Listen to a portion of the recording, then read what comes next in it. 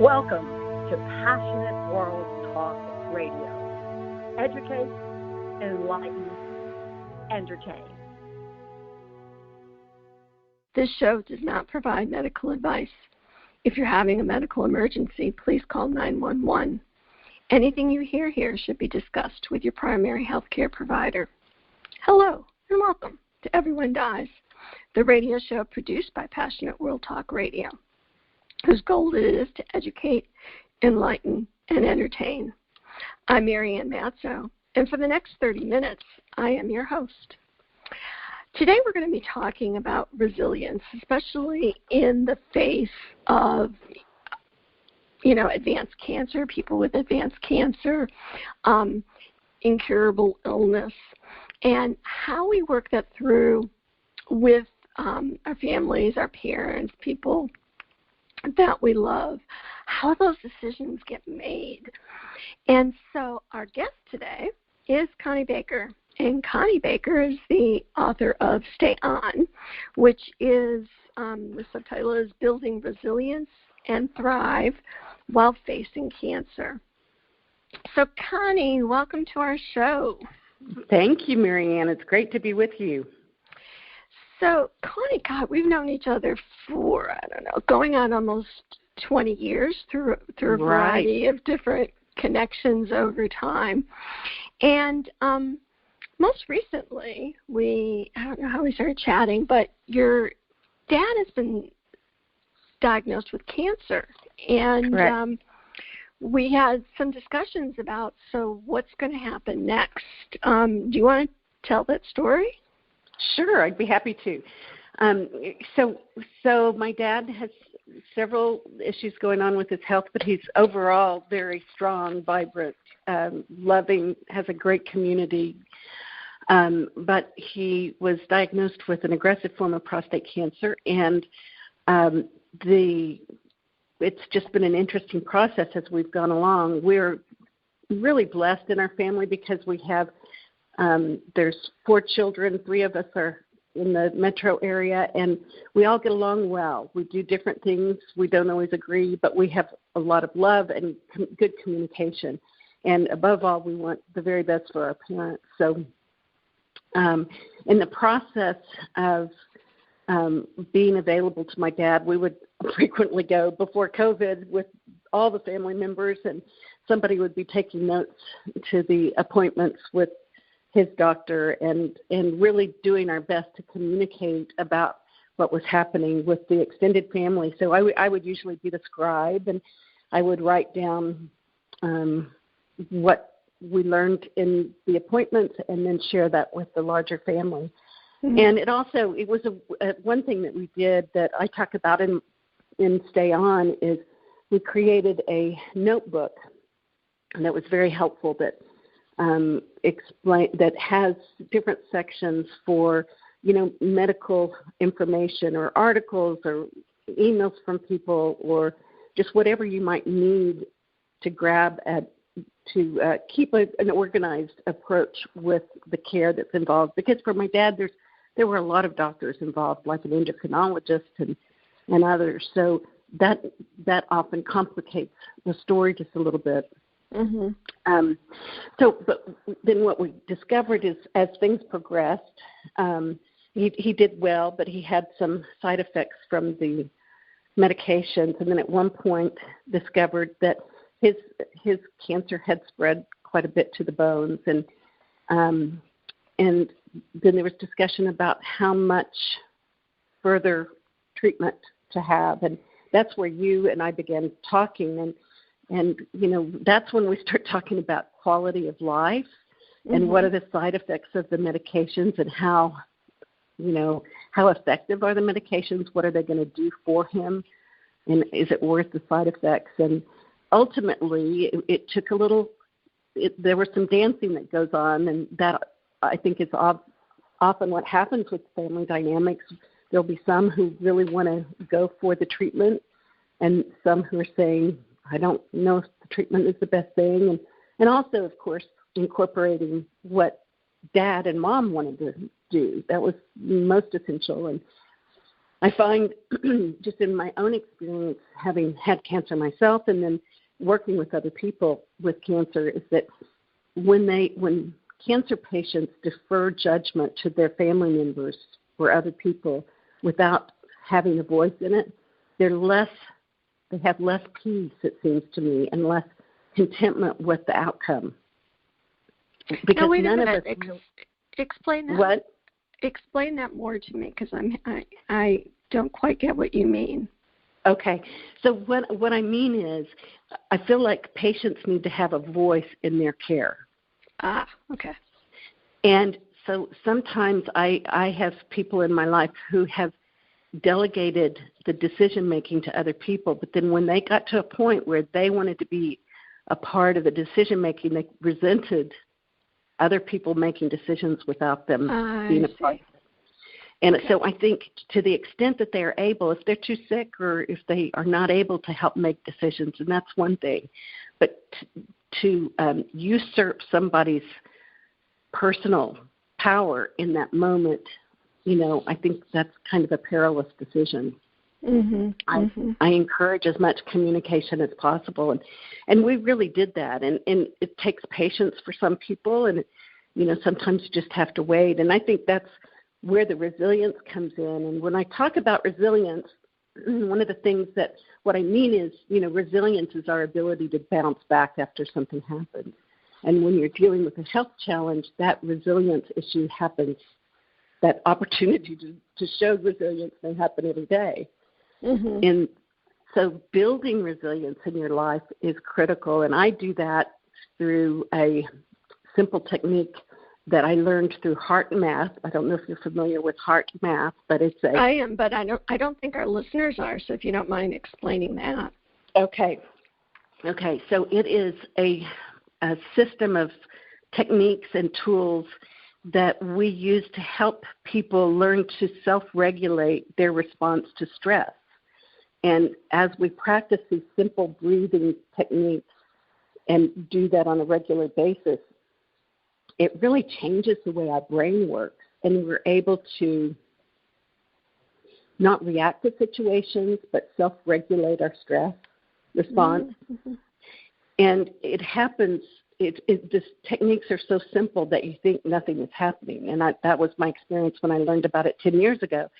But having learned that 10 years ago during a time that was extremely difficult for me and seeing the transformation I had in my life, I just continued to use it and then was diagnosed with breast cancer. And when I was diagnosed, I thought, oh, okay, I have the tools that I need for this. I have built up the resilience that I need to be able to respond to the things that come my way.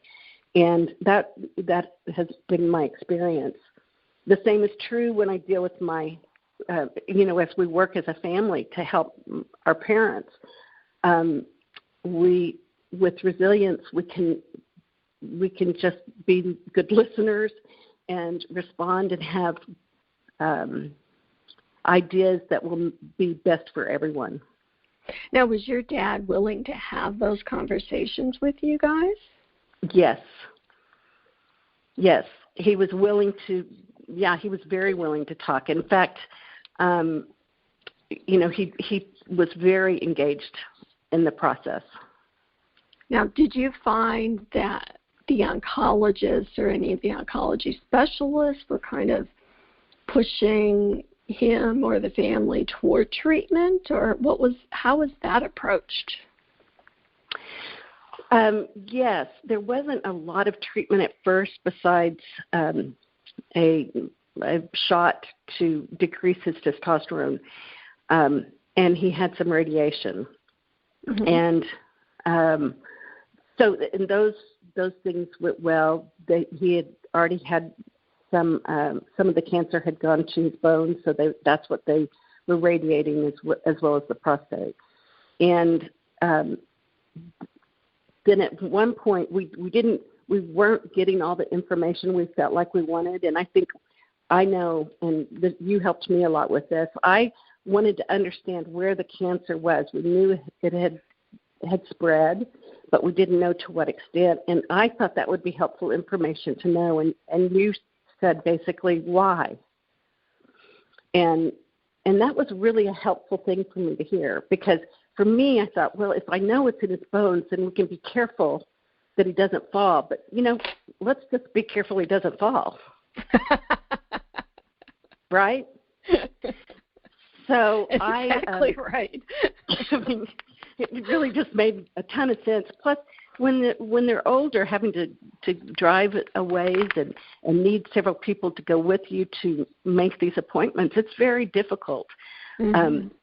What we found also is Dad had several different problems going on, and our health care is so specialized that if you say, I've got prostate cancer, but I'm also having some rectal bleeding, and the prostate doctor says, nope, I just deal with the front part, I don't deal with the back, mm-hmm. then you've got to go to a different doctor for that. And it feels like a constant process, and that is not where they want to live their life. They don't want to be at the healthcare center. They want to be with the people they love. So that, that made a big difference. And then at one point we did get a second opinion, and that doctor did want to do a lot more treatment with Dad, and the side effects would exacerbate the symptoms he was already having. So we just let Mom and Dad really come to the decision themselves after we talked about it and read the side effects, and they chose not to do more treatment. And Dad is really doing well. He's thriving considering all that's going on with him, and they're happy together. For a period of several months, they've had somebody stay with them at night to help Dad as he needed it, but now they don't need Dad anymore. So they're really doing well. And that's such a different scenario than if the thing with many surgeons, I'm not going to generalize and say all, but the thing with many surgeons and with many oncologists is that they have all kinds of things in their tool bag. Right. And they'll pull, the first one that's going to come out is the one that's most known to be effective for whatever's going on. Mm-hmm. And then if that doesn't work, well, I got this other thing in here. Mm-hmm. And it's like Mary Poppins' bag. There's always another thing in there if you're willing to continue to take the options that they're offering you. And some people will absolutely, you can be giving me chemo while I'm in my coffin, but I want everything as much as I can. Other people say, wait a minute, just how much is in that bag, and what is that going to do to my ability to live my life and see people? And, if you're young or if you're old, once you go down that road, you are pretty much at least feeling like you're living at wherever it is you're getting treatment, because anything that you do can have a consequence. Something else could go wrong. It's like, there's always a possibility of something else. And especially when you're older and you have less resiliency, physical resiliency, I'm not talking about mental, but physical resiliency, you don't have much, poking that you can take before you are going to, fall down. Right. And so it's like a very small wedge, a very small line between I feel good and I can go putter in my garden and I'm just laying in my bed and I can't move. And we don't know on the onset when they say we can give you this. We don't know if that's going to make you better or not. We don't know if it's going to, what the side effects. There's a lot we don't know. But I know with my friend Glenda, who died in September, she had stage 4 cancer for 6 years and went through lots of different treatments. But towards the end, she said, I'm tired of watching life happen outside my window. Mm-hmm. And she was a very active, engaged person. And we met with her oncologist, and he said, I have one more thing. And so, meanwhile, I'm on my phone seeing what the side effects of that were. And she said, how how much might that help me? What percentage would you give that it might help? And he said 15%, 15. And that was a no. That was the end. And the next week she was signed up with hospice. And that was, she said that was the best decision she made, and had a wonderful few months on hospice before she died. And that, and that's so true. So that question that, that she asked was good. Like, how much is this going to help? Another question that's really helpful is to say, how many extra days might I get from this? Mm-hmm. And, there's studies that will show that with traditional treatment, you can survive this long. With this one, you can survive this long. So you can, give a reasonable range. And sometimes I say to patients, well, if you take that treatment, that'll give you an extra week. Mm-hmm. And they'll kind of look at me like, a week. Yeah, really? It's a week. Like we have, that's why they do research. It's like it's a week or it's a month. And so then what you have to decide when you're looking at that is to say, well, so on one hand, it's going to cost me going to the cancer center, I don't know, I'm making this up, every day, and I'm not going to be able to eat, any milk products, so I can't have any ice cream, and I can't go to Target anymore, versus an extra month. And some people will look at it and say, I'm not giving up ice cream in Target for a month. Right. And other people look at that and say, okay, yeah, that's a good, I can live with that. For an extra month, yes, I'll do that. Mm-hmm. So, another good question for our listeners is, so how many days or how many weeks? Like we think, I've seen patients think, so how many years is this going to give me? And you're like, no, honey, it's not years. Mm-hmm. We're talking weeks, maybe. Mm-hmm. And that's real hard to get your head around. Mm-hmm. Well, and when you and I were talking initially about Dad, he was very confused and not able to engage well at all. And it turned out that he had a UTI. Oh, my goodness. And we know that. We know that that's often a problem with older patients, that they get a UTI. They may not have symptoms, but it causes great confusion. And as soon as that was treated, he came back. And we just like, oh, my goodness, I can't believe it. But I think for me, what we were missing was what palliative care would provide, and that would be a team of people who looks at the whole person, because it's so fragmented right now, especially if there are different issues going on with a person's life, to be able to have somebody that can come in and see the big picture and say, oh, yeah, those are symptoms of a UTI. Let's get some antibiotics started and see if that doesn't clear up. So we referred you to palliative care. Did you go to that appointment with your dad? We did. And they said they would refer us to palliative care, that they didn't have a palliative care team. Who's they? Dr. At the cancer center? Orwig. Mm-hmm. Oh, you mean outpatient? So you went and saw the supportive care or palliative care team at the cancer center. So what was that? So what was that appointment like? So our listeners can have a sense of, well, if you go to talk to these people, what happens? Well, we went to talk to them, and my parents and I really enjoyed talking to him, and he laid out what would happen, what the options are if you choose not to have treatment, and that was really the direction we were all going. And then, but he did say, and we were hoping to get set up with palliative care, because that's kind of what I thought would happen.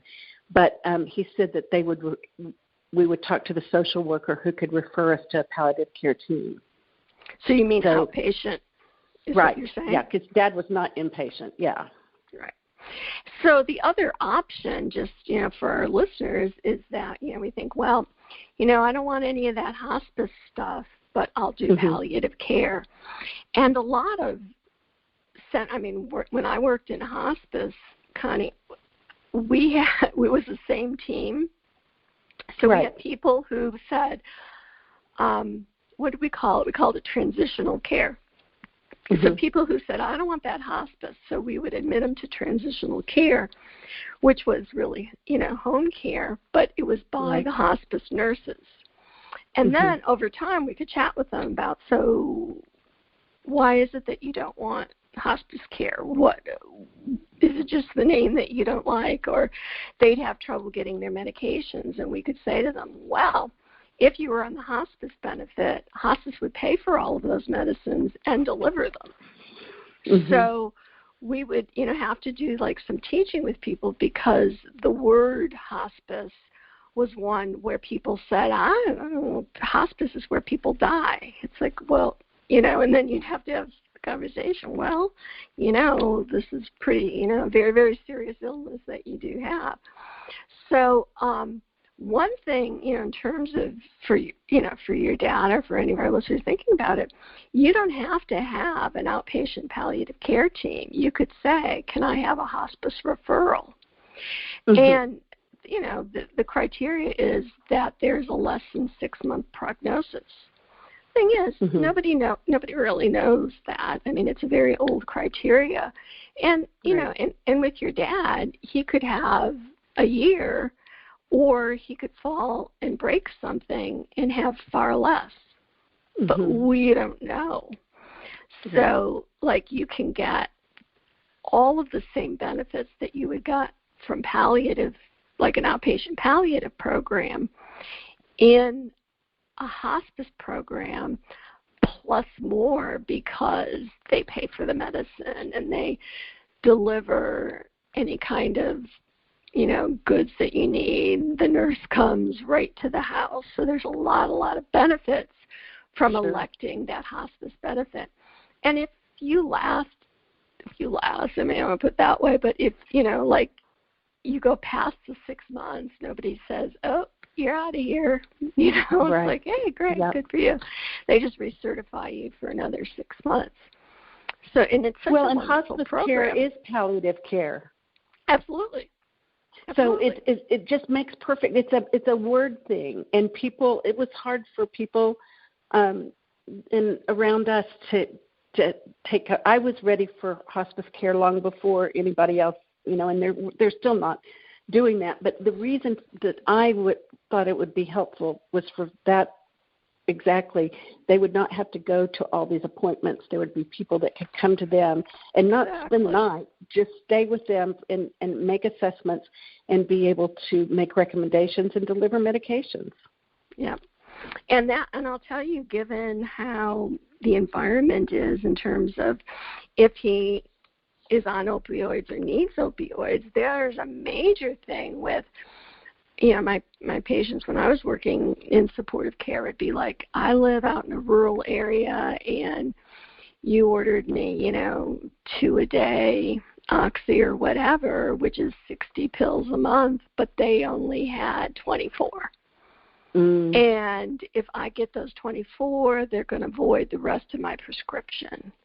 Or pharmacies only receive X number of pills a month. So if it's at the end of the month and they're out of the drugs, well, then you've got to go, well, now let me find another pharmacy. Then you have to start looking around and say, well, which pharmacy has the medicine that I need? Where with hospice, you don't have to deal with any of that. Sure. Yeah, I think it makes perfect sense. And they see the whole person and the family. It's not just the patient.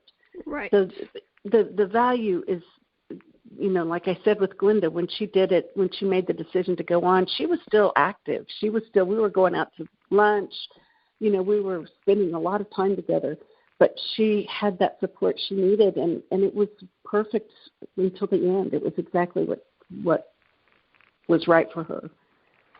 Well, so, I really encourage, our listeners to kind of put away or start to put away that feeling like, oh, hospice, it's not a good thing. Hospice is a good thing. You might not like what it's called, but it certainly is so supportive for you and your family, especially if and when you get to that point where you're not able on your own to go and,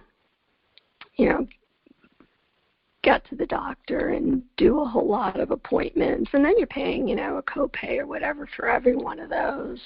Right. Chronic illness is expensive and it takes up all your time.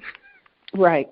No, and my family, they've got lots of babies coming, and they're third generation, and they are and fourth generation, and they have lots to look forward to. So that's where they need to spend the time. I'm also a conscious dying coach, and so I spent several hours interviewing my parents about what was important to them to have finished for the end of their life. And that was such a valuable experience for me, and something I treasure, to be able to have a conversation that's often difficult for family members to talk about, but how do they want to be cared for? How do they want their body taken care of at end of life? And to know those things, and to know that my parents have done a tremendous job of taking care of the steps that they need to take to be where they want to be at end of life, so they can just be. And so did my friend Glenda. We did the same thing, so that they don't have to worry about, I've got to get this stuff done before I leave. They can just be joyful in their moments here. So now,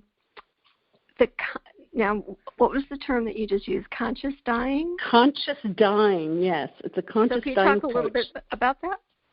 Sure. It's really it's through a group called the Conscious Dying Institute, and it is a program in which we learn how to help people at end of life. And a lot of this is around looking at the different components of your life: spiritual, physical, mental, emotional, and physical. And there are a series of questions that are excellent that guide your client through the opportunity to look at what's important to them, and maybe make a checklist of what needs to be done before end of life. And you do it from the perspective as if you have 3 months left to live. And I've done it myself. And so I could list the things that I want to be sure I have taken care of before I leave, so my children will not have a mess to deal with. On my departure, I want me to leave with them liking me.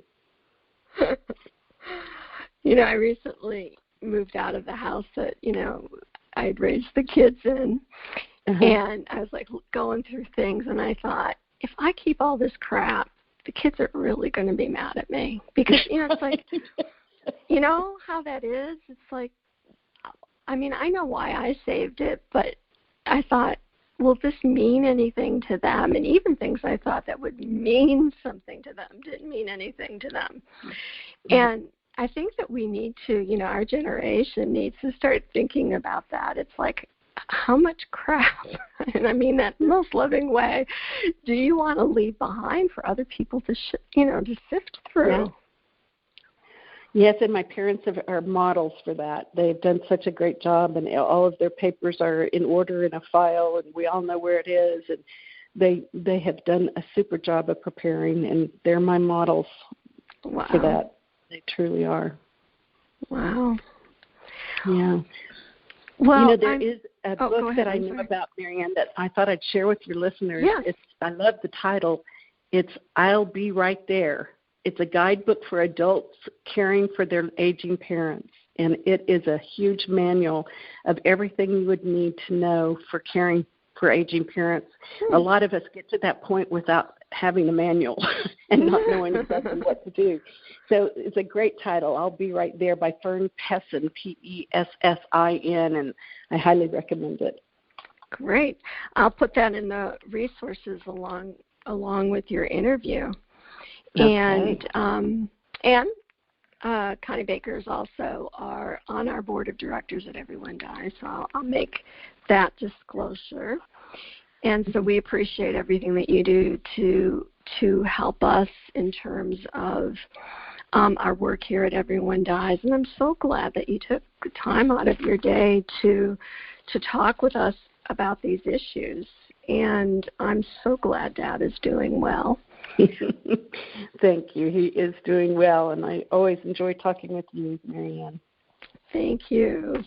And thank you to our listeners for spending time with me doing our show, Everyone Dies. You can read our blogs and listen to our podcasts at everyonedies.org. That's EBERY, the number 1, dies.org. Thank you to our producer, Jeannie White, and our CEO, Lillian Caldwell. We produce a new show every Wednesday to answer questions related to life-threatening illness, dying, and death.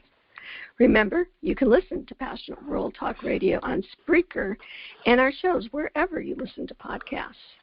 If you have a topic that you would like to discuss on our show, please email Marianne at everyonedies.org. That's MARIANNE at everyonedies.org, EBERY, the number 1, dies.org. I hope that you live your best life every day. And remember, every day is a gift. Thank you for listening. Thank you for listening to Passionate World Talk Radio. You can listen to this program all over again by going over to https://passionateworldtalkradio.com.